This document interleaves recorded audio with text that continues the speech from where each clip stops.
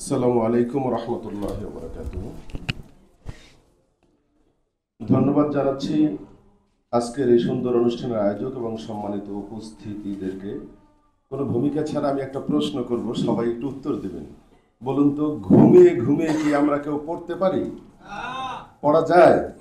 ইসলামী শিক্ষা হচ্ছে ওই শিক্ষা, নবীজির ঘুমের মধ্যেও কলবের ভিতরে যে শিক্ষা নাজিল হয়েছে, সত্য কিনা? সুতরাং ইলমুন আলাল লিসান আর ইলমুন ফিল কলব। ইসলামী শিক্ষাটা জিহ্বার শিক্ষা একটা, কলবে হচ্ছে আর এক শিক্ষা। আমি পূর্ববর্তী বক্তাগণ যা বলেছেন তার সাথে একমত এবং ঐকমত্য পোষণ করে এই একটা কথা সংযোজন করছি। আমাদের এখন দরকার ওই রকমের একদম কলবের শিক্ষাওয়ালা, আধ্যাত্মিক শক্তিধর ব্যক্তিত্ব, স্পিরিচুয়াল পাওয়ারফুল ব্যক্তিত্ব। আমি ছোট্ট একটা উদাহরণ দেব। এই যে বাগেরহাটের ঝিলবুনিয়া পীর সাহেব আব্দুর রহমান হানাফি, যার নাম আপনারা জানেন, ওনার কামিলের অনুমোদন হবে কিনা এটা যাচাই করার জন্য জেলা থেকে যাকে পাঠানো হয়েছিল, তো উনাকে ঘুষ দেওয়া হয় নাই। উনি গিয়ে রিপোর্ট দিয়েছেন যে কামিল মাদ্রাসা দূরের কথা, এখানে কয়েকটা গরু পালার মতো ব্যবস্থা নাই। তো নিজে হুজুরে ফাইলটা নিয়ে গিয়েছিলেন, ওনাকে ফেরত দেওয়া হয়েছে অফিস থেকে। উনি বের হওয়ার সাথে সাথে সেই অফিসার স্ট্রোক করে চিত হয়ে পড়েছেন তার সামনে।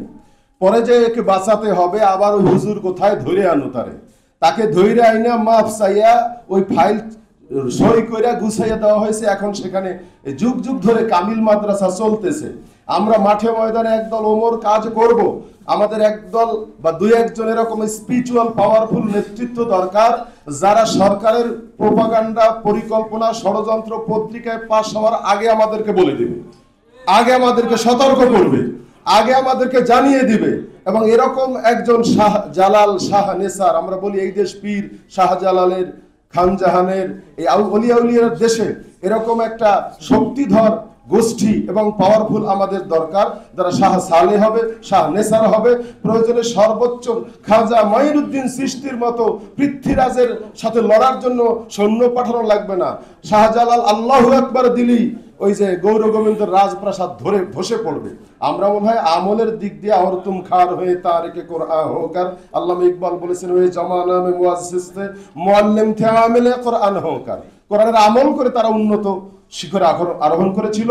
আমরা কোরআন ছেড়ে দিয়ে আমরা এই দিক থেকে একটু পিছিয়ে গিয়েছি মনে হয়। আমার মনে হয়, আপনাদের কি হয় জানি না।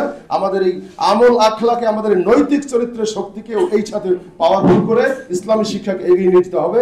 আল্লাহ আমাদের তৌফিক দান করুন।